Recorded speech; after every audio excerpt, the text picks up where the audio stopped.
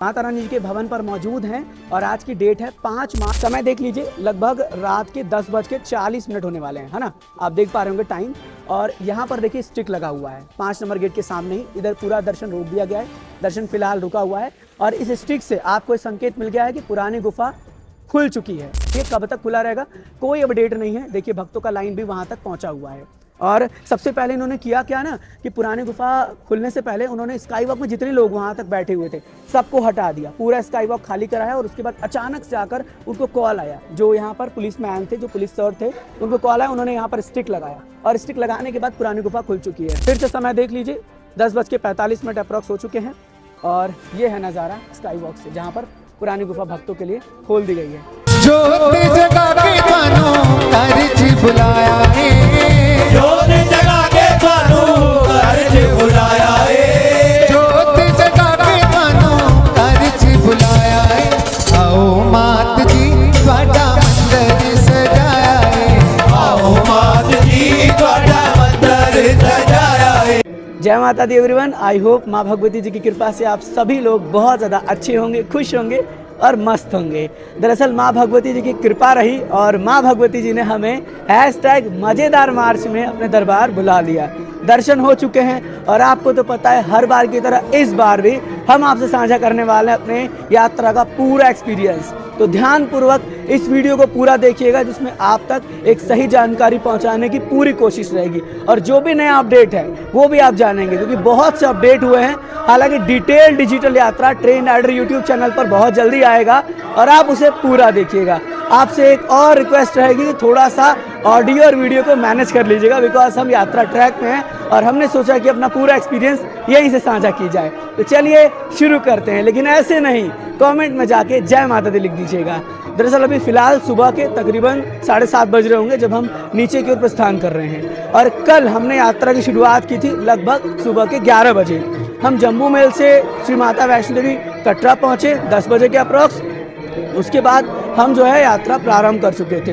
हालांकि सबसे पहले RFID कार्ड की जानकारी शेयर कर देते हैं, जो मेरे गले में आप ये देख रहे होंगे। देख रहे हैं, थोड़ा नया लग रहा है, अलग लुक है। एक्चुअली ये RFID कार्ड मुझे मिला है ऑनलाइन रजिस्ट्रेशन कराने के बाद, जो वेंडिंग मशीन है उससे। मुझे कुछ नहीं करना पड़ा, मैं वहाँ गया और RFID कार्ड के लिए मैंने अपना जो रजिस्ट्रेशन स्लिप है उसे दिखाया। उसमें कोड जो था QR कोड स्कैन करने के बाद मेरा फ़ोटो कैप्चर हुआ और फिर मुझे ये कार्ड मिला और इस कार्ड से मैं यात्रा करने के लिए निकल पड़ा। लाइनों से मैं बच पाया, बिकॉज क्या हुआ ना कि जब मैं पहुँचा ना लाइन बहुत था, लेकिन ऑनलाइन का मेरे को बेनिफिट हुआ। तो आप भी इसका लाभ ले सकते हैं। देखिए अंदर वीडियोग्राफी अलाउड नहीं था, इसलिए वीडियोज़ हमने वहाँ का नहीं कैप्चर किया। एक और जानकारी पूरी तरीके से, अब मैंने वीडियो बना के भी बताया था कि कटरा रेलवे स्टेशन पर आपको चाय का लंगर और एक पाव जो होता है सुबह में मिलता है वो आपको मिल जाएगा। तो आप उसका भी जो है एंजॉयमेंट कर सकते हैं, उसे भी ग्रहण कर सकते हैं। उसके बाद हम पहुँचे कटरा के निहारिका कॉम्प्लेक्स। भक्तों के मन में सवाल आता है, हम ऑफलाइन डॉर्मेट्री कैसे लें? मैं आपको बता रहा हूँ ऑफलाइन डॉर्मेट्री आपको कैसे लेना है। आपको कटरा के निहारिका कॉम्प्लेक्स पहुँचना है। सुबह 6 बजे काउंटर खुलता है, मैं पहुँचा था 10 साढ़े 10 बजे। तो वहाँ से आपको ऑफलाइन डॉर्मेट्री मिल जाती भवन के लिए, जैसे कि मुझे मिला। उसके बाद रेडी होकर मैं वहाँ से यात्रा प्रारंभ किया। 11 बजे दर्शनी दरवाजे पे पहुँचा।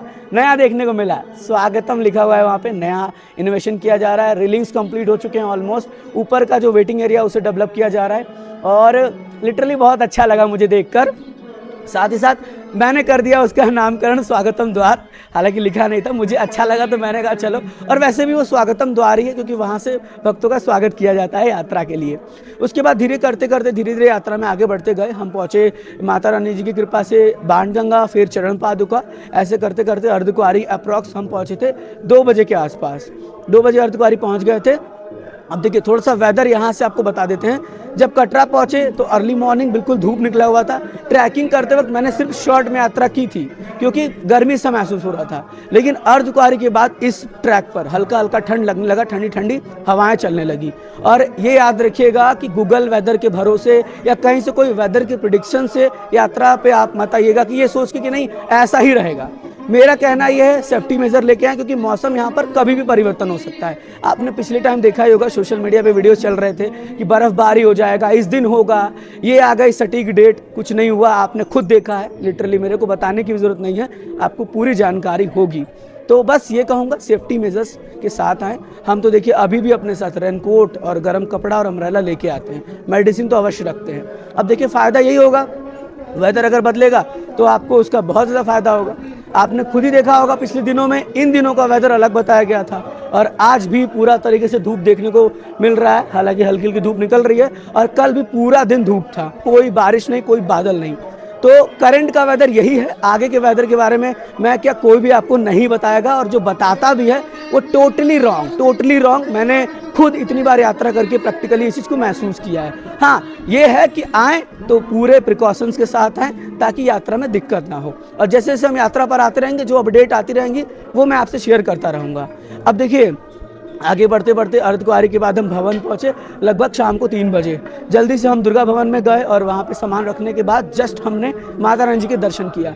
अब देखिए गुफा के जो है ना, नेचुरल गुफा जो है उसके सामने कई जो है डेवलपमेंट के काम चल रहे हैं, कंस्ट्रक्शन के वर्क चल रहे हैं, तो थोड़ा सा टाइम लगा, लेकिन बिल्कुल भी ज़्यादा श्रद्धालु की चहल पहल भवन में नहीं है। आराम से आएँ, ट्रेन का कैंसिलेशन चल रहा है जिसके चलते ऐसा हुआ है, तो आराम से आपको दर्शन हो जाएंगे। फिर हम पहुँचे, दर्शन करने के बाद तुरंत भैरव बाबा जी के दर्शन करने, और वहाँ पर भी बिल्कुल रश नहीं था, बहुत ही आराम से खुले दर्शन हुए भैरव बाबा जी के। तो वो भी आपके लिए एक अच्छा एक्सपीरियंस रहेगा। मैं देख रहा था माइक ऑन है कि नहीं, ठीक है, बेस्ट रहेगा, अच्छा रहेगा, आप आराम से दर्शन कर सकते हैं। उसके बाद यूँ हुआ कि हम आ गए नीचे और हमने नाइट स्टे किया भवन पर। लाइव भी हमने आपके लिए किया होगा, आई गेस आपको याद होगा अगर आपने लाइव देखा होगा। और लाइव में आपने क्या देखा आप बताइए। आपने देखा होगा लाइव प्राचीन गुफा खुलते हुए। जो सोशल मीडिया होता है उस पर ना कोई भी जानकारी कहीं से जैसे मिलती है वो शेयर कर देते हैं। इवन मैं आपको बता दूं, सही जानकारी किसी के पास नहीं है। भवन में भी मैं गया था, वहाँ पे मैंने आर्मी वालों से पूछा, जो कुछ लोग थे उनसे पूछा तो उन्होंने बताया कि गुफा बंद हुई है। कुछ लोग और मिले, उनसे पूछा तो बोले गुफा खुलेगी, कुछ लोग बोल रहे थे नहीं खुलेगी, बंद हो चुकी है।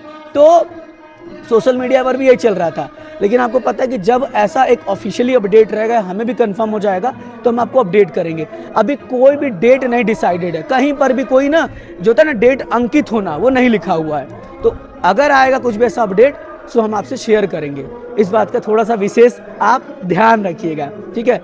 अब थोड़ा सा इधर वीडियो अच्छा नहीं आएगा क्योंकि बहुत अंधेरा है, ठीक है, लाइट्स ही चल रहे हैं, तो इधर का पूरा एरिया अलग तरह का होगा। तो प्राचीन गुफा कल जो है लगभग 10:20 या 30 मिनट के आसपास खुला हुआ था, और लाइव भी हमने आपसे शेयर किया हुआ। आप चाहें तो प्रूफ के तौर पर उसे देख सकते हैं, जहां पर पूरी जानकारी हमने प्राचीन गुफा की दी थी। 2-3 घंटे प्राचीन गुफा खुला था। माता रानी जी की कृपा से बहुत से ऐसे ट्रेन राइडर के फैमिली मेम्बर्स थे जिन्हें दर्शन हुआ है। आप सोशल मीडिया पर भी जाके उनका एक्सपीरियंस, उनका रिव्यू देख सकते हैं।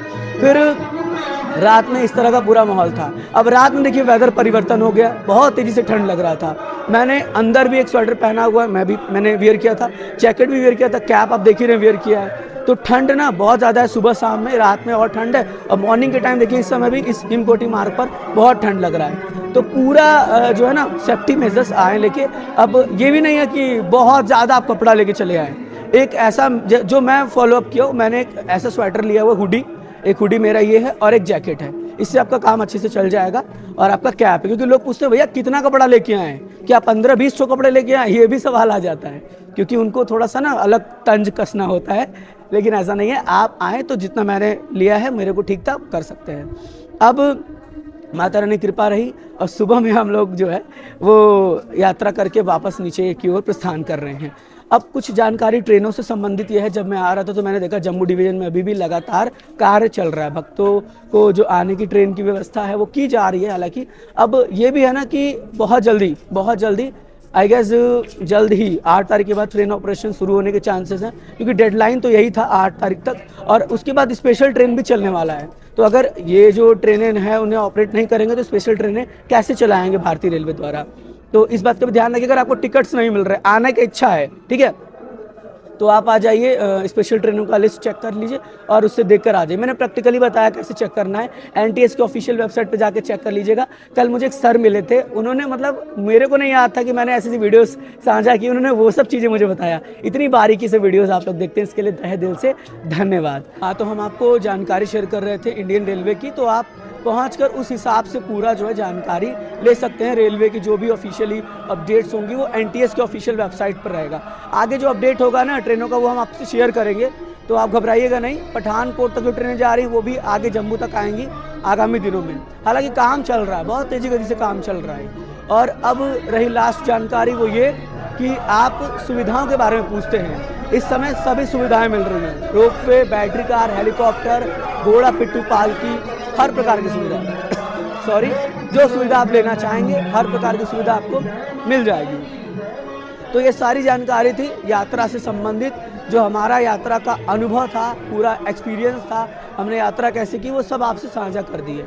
अब आपका कर्तव्य ये बनता है कि आप लोग जो है ना थोड़ा सा प्यार दें और ज़्यादा से ज़्यादा शेयर करें। और आने वाले समय में डिजिटल यात्रा आ रही है तो देखना ना भूलिएगा। उम्मीद करूँगा आप देखेंगे, बहुत प्यार देंगे, प्यार बरसाते रहेंगे डिजिटल यात्रा में, क्योंकि अलग ही लेवल का यात्रा इस बार रहेगा। बहुत सी नई नई जानकारी, नई नई अपडेट्स आपको मिलने वाली हैं उस डिजिटल यात्रा में, तो देखना ना भूलें। और माता रानी जी की कृपा आप सब पर यूं ही बनी रहे। हम माता रानी जी से इस दरबार से यही प्रार्थना करते हैं कि आपका भी बुलावा बहुत जल्दी आए। चलिए बहुत जल्दी मिलते हैं एक और नए रिलेवेंट इन्फॉर्मेटिव वीडियो में। Mata Rani always bless you. जय हिंद, जय माता दी।